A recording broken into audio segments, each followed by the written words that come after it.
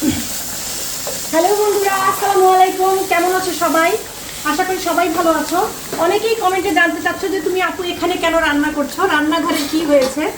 রান্নাঘরের কিছুই হয়নি, রান্নাঘরে একটু রিপেয়ারিং এর কাজ চলছে, মেরামতের কাজ চলছে আর কি, মিস্ত্রি কাজ করছে। সেই জন্য আপাতত মানে 2-1 দিন আমি এভাবেই রান্না করব, ঠিক আছে? রান্না যেখানেই করি তোমাদের ভিডিও, তোমাদের বিনোদন আমি কিন্তু ঠিকই দিয়ে যাচ্ছি। দেখো তো এবার লাউ দিয়ে রুই মাছ রান্না করেছি। রান্নাটা কেমন হয়েছে কালারটা দেখে বলো তো। এই যে,